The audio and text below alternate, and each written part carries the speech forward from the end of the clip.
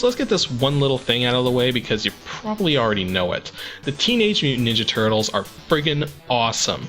They've been in a whole bunch of successful video games, 2 successful TV series, they've been in a bunch of movies, only one of which was not really worth remembering. So what do you do with a franchise like that where everything's so successful?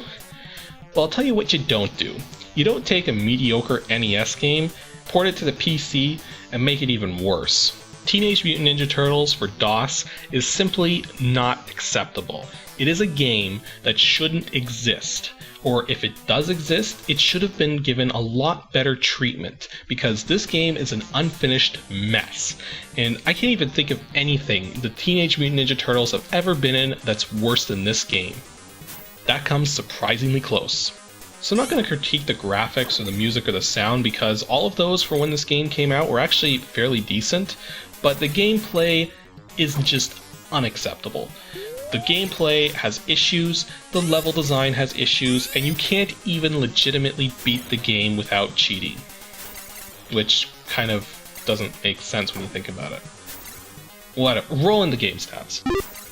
The DOS version of Teenage Mutant Ninja Turtles was developed by Unlimited Software Incorporated, which some of you might recognize as being a part of Distinctive Software Incorporated, DSI, who happened to make games like Stunts, which was one of the first games I ever reviewed on Ancient DOS Games. So DSI was really talented at making games, and it was published by Ultra Games in 1990, so we got 2 good names behind this game, and yet it turned out so bad. I mean, it's a one-player platformer, and it supports multiple graphics modes, though it looks its best in its EGA 320x216 color mode. It does support the Tandy mode to the same accuracy as the EGA mode, but when you're playing in the Tandy mode, all the turtles have blue bandanas for some reason. Yeah, I don't get that either. It supports multiple sound modes, and the interesting thing here is I can't really choose a best mode because the Tandy mode and the Adlib mode sound completely different. I mean, if you play the game, you're just going to want to pick whichever one you feel sounds the best. And as for its release date, as far as I can tell, it's still commercial, and finding a copy isn't too difficult, but it's not that easy either. You can expect to pay somewhere between $10 and $30 for a copy of the game, depending on the condition you get it in, like whether you get the boxes and the manuals and stuff like that. But other than that, the game is, well, not worth spending too much of your effort going for. So, what's one of the first things broken with this game? Well, believe it or not, the copy protection. And I don't mean that in the way that how the copy protection of games generally prevents you from running them in DOSBox properly. The thing is, the copy protection in Teenage Mutant Ninja Turtles is based on a code book. You are given a letter and a number, you look in the code table, and you punch in the correct code. The problem is that about 20% of the codes don't work. Seriously, if you actually look in the code book, you're going to find a point where you'll find 2 quadruple 0 codes next to each other. Seriously, the codes are 0000. And those codes and everything beyond them don't work. So, yeah, if you ever see a code come up on the screen, like, I mean, it's asking you for a letter and a number, and the number happens to be like 33 or something bigger than that, you might as well just hit enter and skip that code and bring up a different one, because none of those ones work. And then one of the next things broken is one of those things that you would never expect to be broken in a game. Specifically, respawning enemies. Now, it's common in console games, especially older console games, that if you scroll the screen off of a certain position where an enemy spawned in from, and you destroy the enemy and then go back to that section, the enemy respawns. Now, that was common because of the way memory allocation worked in old video games. The thing is, you never really saw that with PC games. With PC games, generally speaking, if you killed an enemy, the enemy stayed dead. It's just a different approach to the way the memory worked compared to a console or a PC. But what happens here is that when they ported the game from the NES to the PC, they ported over the enemies respawning, but they didn't put in any checking to make sure that the enemy that you kill is actually dead before respawning them. So what happens is if you scroll a spawn point off the screen and scroll it back, but the enemy that was spawned from it is still alive, you get a double. And if you do it again, you get a triple. If you do it again, you get a quadruplet. you can literally spawn enemies so many times that it becomes impossible to get past them. Worse still is that, unlike the NES version of this game, you can lose all of your health in a split second. There is no damage recovery time. That basically means that unless you know a particular glitch you can take advantage of in this game, you're going to get slaughtered really quickly by any of the enemies that take more than one hit. I like to call this little trick you can perform dancing, mainly because that's kind of what it looks like. What happens is there's a glitch in the game where when you attack with your weapon and then immediately face in the other direction, the attack is re-triggered and does its full motion again. So what you can do is switch back and forth in direction rapidly so that you're constantly in a pose where you're attacking.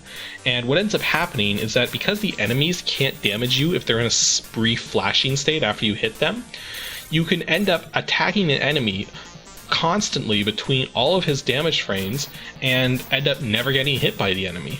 So if you take advantage of this glitch properly, you can destroy the bosses or the mini bosses or stuff like that without taking any damage or barely any damage at all. The only problem is, because of the way the speed works in this game and the timing and everything, it's very, very difficult to consistently pull this trick off.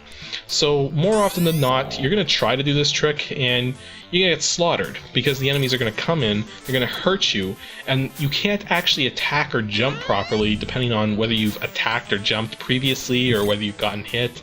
I mean, your controls can get locked up sometimes. So there's another glitch with the game. This game's just full of glitches like this. So I figured the best way to actually talk about the game is to just go through all the levels in the game, because there's only 6 of them, and just talk about what's wrong with these levels, or what makes them difficult, or just overall in general the level design, because there's problems with that too even. But before I actually get into any of that, let's talk about one particular thing. The NES version of the game, which some of you may have played, has it so that the different turtles that you can play as do damage in different ways.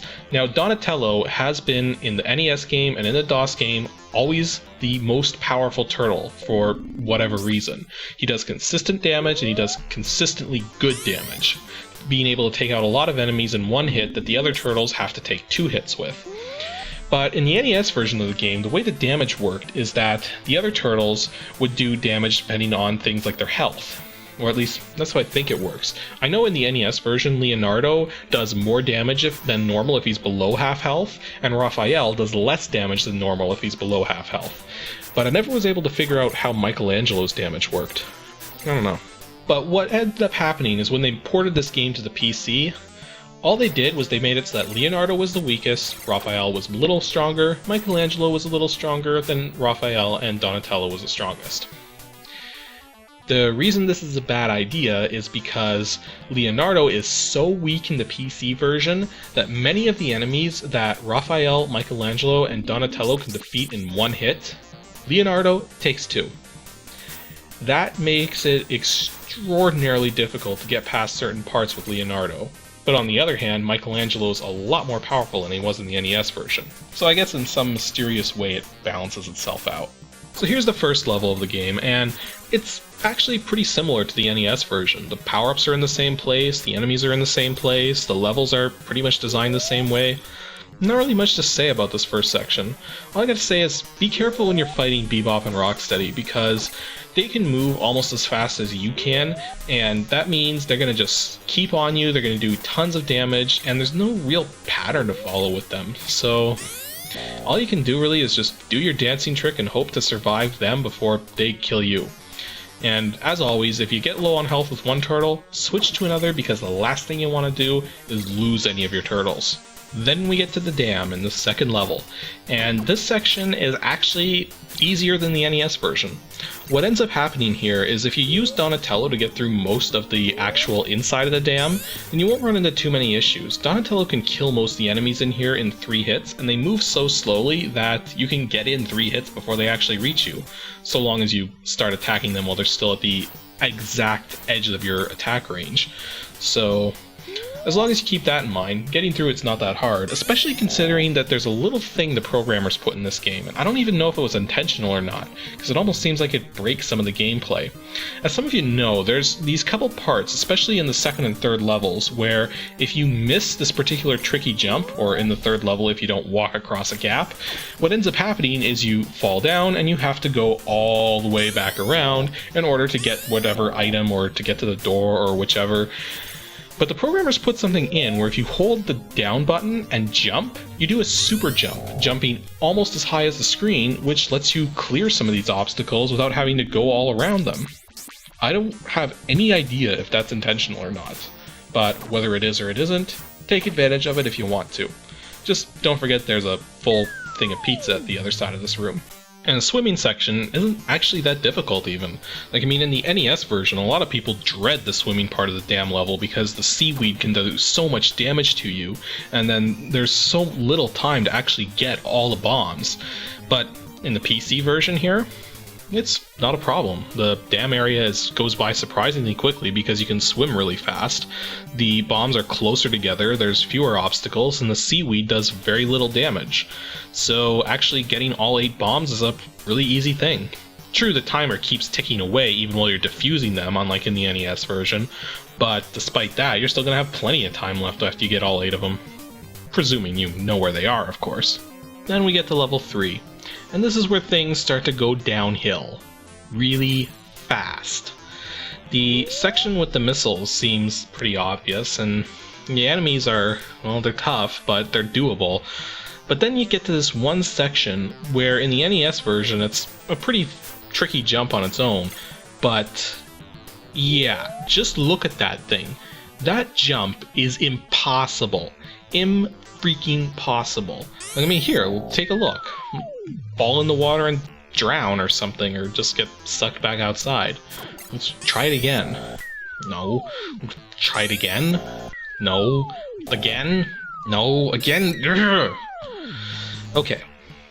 Clearly this jump cannot be made, and this jump is right in the path of trying to get to the last building where you fight the boss.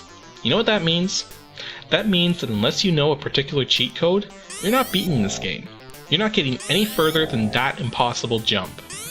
So, what's the cheat code? Well, there's 2 different codes in this game, and let's talk about this first one. This first code, I don't actually know what it is, but if you just randomly hit all the keys between A and L, like really quickly, you'll eventually see a message at the bottom of the screen that says off. And this basically means you've turned off the hit detection while you're on the overworld. So all you do is you walk across, and if you actually go down into that sewer and take a look around inside here, yeah, there's no enemies. The void of walls, really. There isn't even a wall at that right edge there. It's like, its place looks really unfinished. And I mean, you go through it a bit and you will fight some enemies eventually, but yeah, it's like they didn't finish this section. What the heck? So you eventually get to the boss, and there's just this Leonardo clone, sort of, but when you destroy it, it turns into this mecha turtle thing, and you destroy that, and you just use your dancing trick, rescue Splinter, see the helicopter go by, and head to level 4. So then we get to level 4, and as you can see already, level 4 is kind of weird because, well, there's a pizza stuck in the wall. It's kind of weird. The pizza's supposed to be up in that room up there, so it's kind of tricky to go for, but here you just jump, get it, go out the door, go back in, get another one for another turtle, and there you go, restore your health to full. So yeah, level 4 has some issues, but it's actually not that difficult. A lot of the sewers you go into, the enemies are easy to kill or only take 1 hit, and the sections that with the spikes that would normally cause you a lot of pain in the NES version only do minimal damage here. So I don't know, it's like level 4 is easy. There is still the instant death crushing spikes you have to worry about near the end of the level, but they're actually easier to get through here than in the NES version. And yes, the suicide pizza is there too. But this is a level where you're going to start to notice something. I haven't had any sub-weapons yet, and that's because sub-weapon drops in this game are extraordinarily rare. In all the years I've played this game from 1990 when I actually first got the game, I've only ever seen weapon drops twice. Ever. They are extraordinarily rare, but I have seen them before, so I do know they are in the game. That's just Whatever concept they came up with to make them so incredibly rare is just beyond me. There are a couple fixed weapons you can find though. If you cheat with the invincibility cheat in level 3, you can get the scrolls, or the Kiais or something like that. I don't know how you actually pronounce it. It's spelled K-I-A-I. That's what the Ninja Scrolls are actually called, and as any of you have played the NES game know, they're really powerful. But getting them in this game is impossible unless you cheat. Go figure. And the other fixed weapon you can get are some boomerangs in level 5. So as you can imagine, the shurikens are pretty difficult to come across. One neat thing about level 4 though is...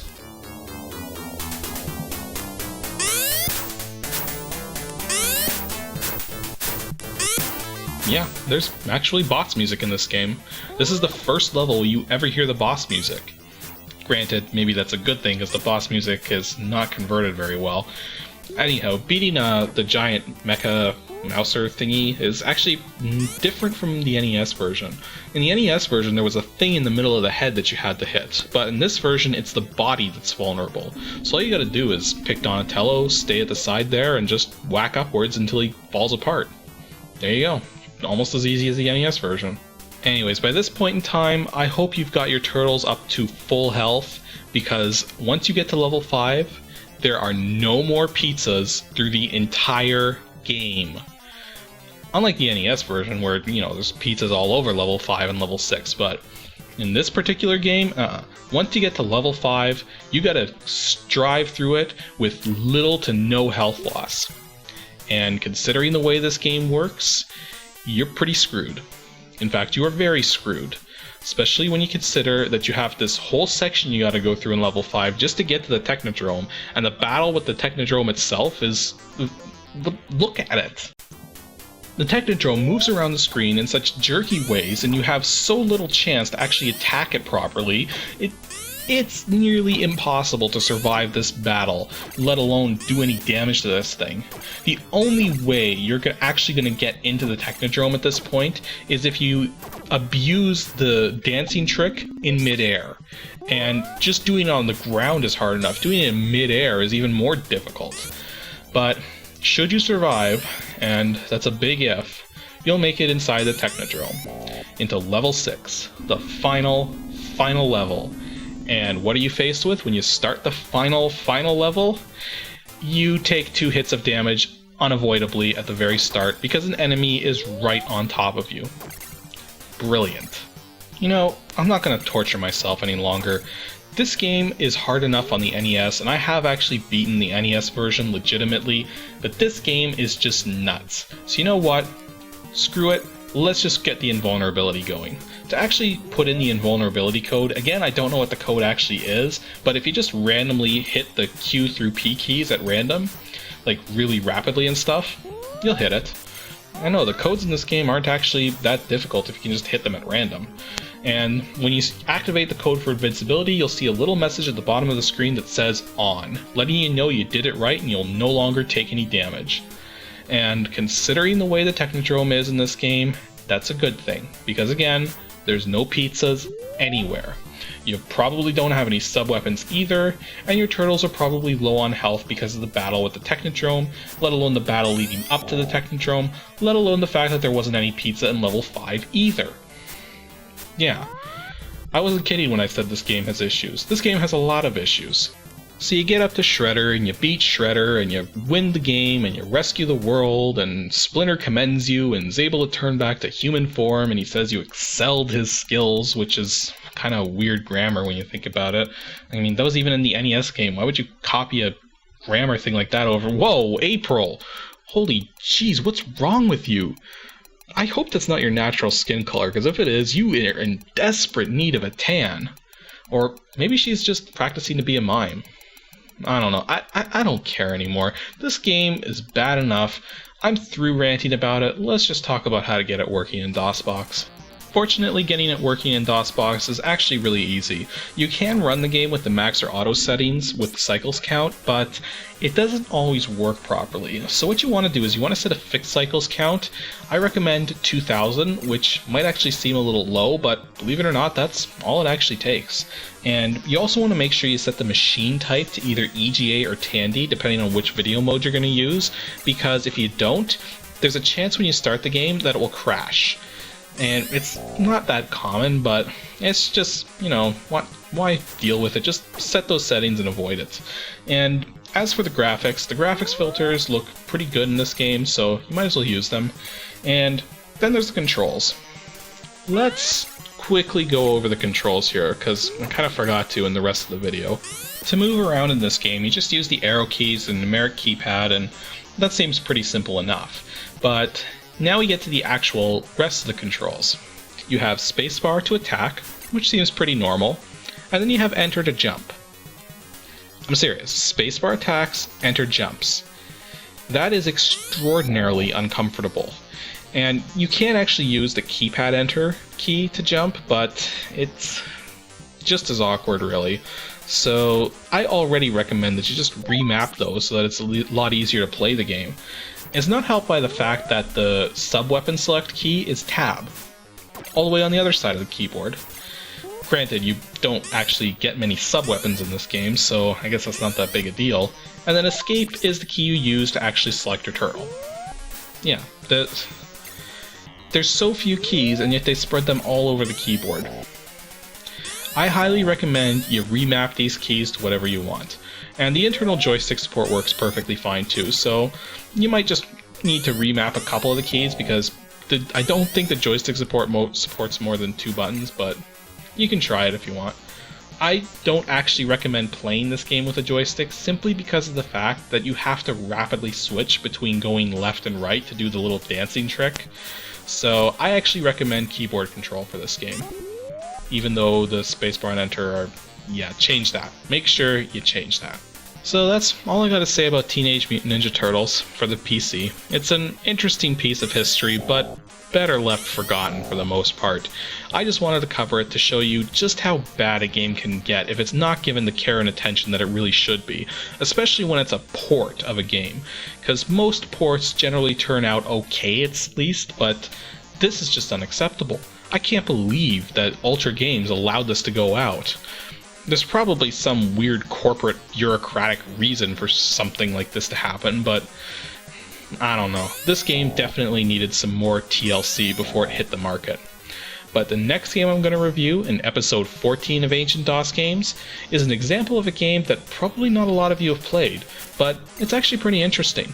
It's a 3D adventure, and even though you spend the game using an axe for the most part as your main weapon for attack, the title would make you think otherwise, that you would use something else. And if you have any idea what game I'm talking about, send in your guess. Maybe you'll see your name in the credits. And even if you don't, stay tuned for the next episode and find out what game it is.